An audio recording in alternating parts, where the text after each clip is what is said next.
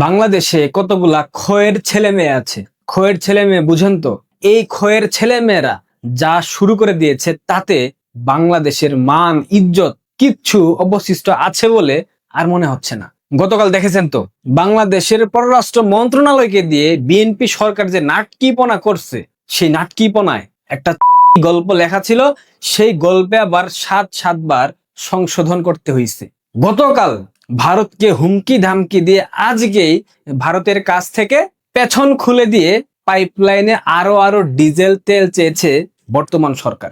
বর্তমান সরকার এককভাবে বিএনপি না, বিএনপি জামাত এবং সেনাবাহিনীর সরকার গতকাল কিন্তু হুমকি দিয়েছিল ভারত আমাদের সার্বভৌমত্বে আঘাত আনছে এইসব বলে। অর্থাৎ বঙ্গবন্ধু কন্যা শেখ হাসিনা বক্তব্য দিয়েছেন, প্রেস কনফারেন্স করেছেন, এটার জন্য নাকি ভারত বাংলাদেশের সার্বভৌমত্বে আঘাত আনতেছে। এটা কিন্তু এক প্রকার যুদ্ধ বাঁধানোর মতো কথা, তাই না? দেখেন, জ্বালানি মন্ত্রী খয়ের ছেলে টকাইটুকু কি বলতেছে, ভারত থেকে আরো ডিজেল আনবে। মানে 24টা ঘন্টা এই রাজাকারের বাচ্চাদের ফাপড়বাজি টেকে নাই। আচ্ছা, এই যে পাইপলাইন দিয়ে তেল আনবে নতুন করে ভারত থেকে, এই পাইপলাইন কি খুনি জিয়া করেছিল? এই পাইপলাইন কি বেগম জিয়া করেছিল? জি না, এই পাইপলাইন করেছিল বঙ্গবন্ধু কন্যা শেখ হাসিনা, অর্থাৎ আওয়ামী লীগ সরকার। এই রাজাকারের বাচ্চারা অতীতে দেশ বিরোধী, দেশ বিক্রির কত শত বিশেষণ এই পাইপলাইনকে কেন্দ্র করে দিয়েছে, কত শত বিরোধিতা করেছে, আপনারা নিশ্চয়ই সেটা জানেন। বিএনপি জামাতিরা, এই রাজাকারের বাচ্চারা তখন বলতো এই পাইপলাইন দিয়ে দেশের সমস্ত গ্যাস ভারতে চলে যাচ্ছে, বলে নাই? এখন ভারতের কাছে এই পাইপলাইন দিয়ে কোন লজ্জায় আরো বেশি তেল চায়, এটা মাথায় আসে না ভাই। অনেকেই বলবে ভারতের কাছ থেকে মাগনা কিনেছি, পয়সা দিয়ে কিনেছি, রুপি দিয়ে কিনেছি, টাকা দিয়ে কিনেছি, ডলার দিয়ে কিনেছি।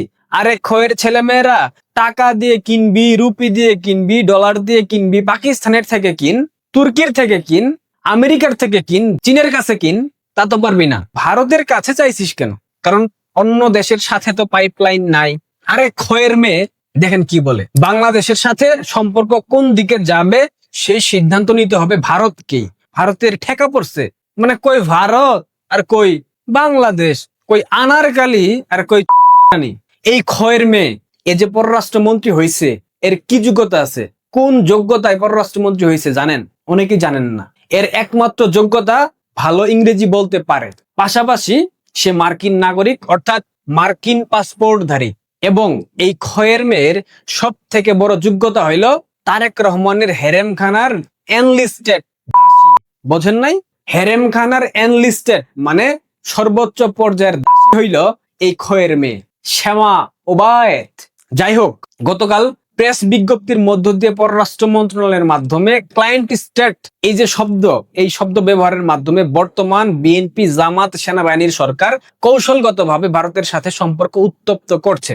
হঠাৎ করে ভারতের সাথে আগ বাড়িয়ে ঝামেলা করার প্রচেষ্টা কিংবা সম্পর্ক উত্তপ্ত করার যে প্রচেষ্টা, এসবের পেছনের উদ্দেশ্য কি আপনারা জানেন?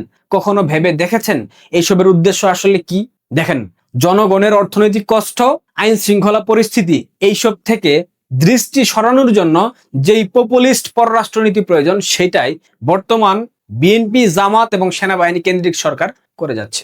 এটাই পলিসি, আর কোনো কিছু না।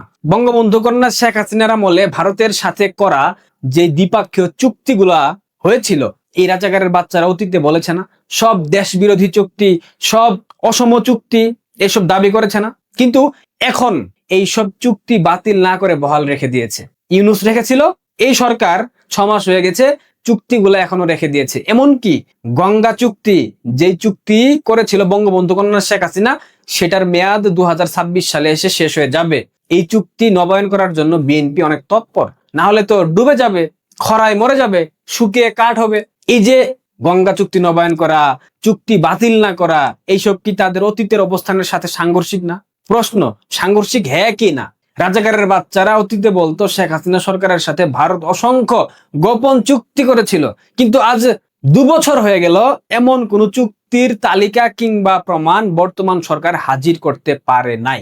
কারণ এরকম কোন চুক্তি আওয়ামী লীগ সরকার করে নাই। আওয়ামী লীগ সরকারের করা চুক্তিগুলো ভারতের পাশাপাশি বাংলাদেশের জন্য অত্যন্ত লাভজনক ছিল। এটা যে আন্ধা সেও বোঝে। এগুলা যদি কোনো হারে বাতিল করা হয় সেক্ষেত্রে ক্ষতি হবে বাংলাদেশের, যেটা বহন করার সক্ষমতা এই সেনাবাহিনী, জামাত, বিএনপি সরকারের নাই।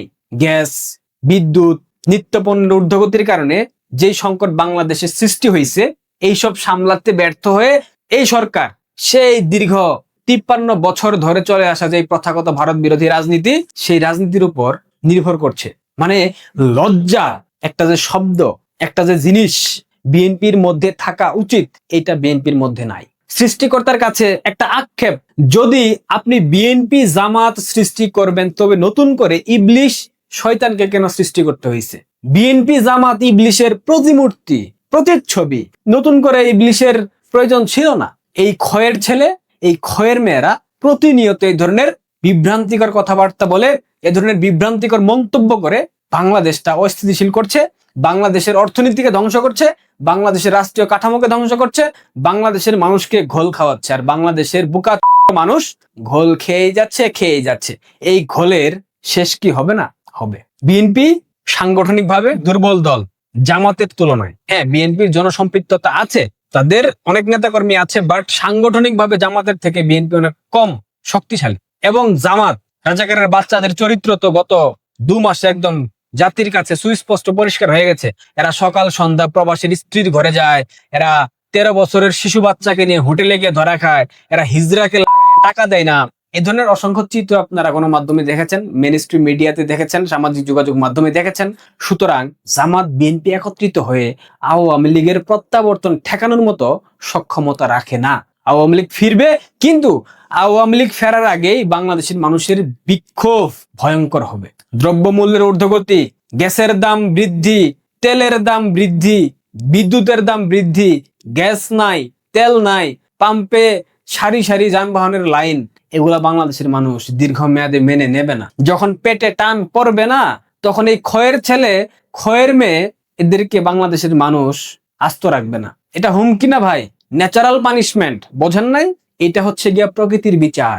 সুতরাং ক্ষয়ের ছেলে, টকাইটুকু, ক্ষয়ের মেয়ে শ্যামা ওবায়েদ যতই চেষ্টা করুক ভারত বিরোধী রাজনীতি করার, যতই চেষ্টা করুক সেই 53 বছরের পপুলিস্ট পররাষ্ট্রনীতি দিয়ে ভারতের সাথে সম্পর্ক উত্তপ্ত করে জনগণের ফোকাস অন্যদিকে সরিয়ে দেওয়ার, সামগ্রিক অর্থে কোনো লাভ হবে না। কারণ বাংলাদেশের মানুষের পেটে যখন টান পড়বে তখন সরকারের গদি ধরে টান মারবে। তারেক রহমান ভাবছে এটা ইউরোপ, এটা আমেরিকা, এটা লন্ডন, মানে ইউকে, যেভাবে ইচ্ছা রাষ্ট্র পরিচালনা করবা, তুমি তোমার স্ত্রীকে তোমার গাড়ির পাশে বসিয়ে নিয়ে ড্রাইভ করবার, বাংলাদেশের মানুষ বেশি দিন হাততালি দিবে, বাহবা দিবে, ওই দিন নাই ব্রো, ওই দিন নাই। পেটে টান পড়লে সব আবেগ অনুভূতি সবকিছু হারাই যায়, বুঝেন নাই? আর বিএনপি যে কত বড় বদমাইশের দল, যারা সকালে ভারতকে গালি দেয়, সকালে স্লোগান দেয় দিল্লি না ঢাকা, ঢাকা ঢাকা, দুঃখিত ইসলামাবাদ, ইসলামাবাদ, অথচ সন্ধ্যাবেলা পেছনের কাপড় তুলে দিয়ে বলে দাদা যত খুশি লাগান কিন্তু তেল দেন, মানে যত খুশি লাগান কিন্তু ডিজেল তেল দেন, দেশ বাঁচাইতে হবে না? এই হচ্ছে অবস্থা। ভালো থাকবেন, ধন্যবাদ।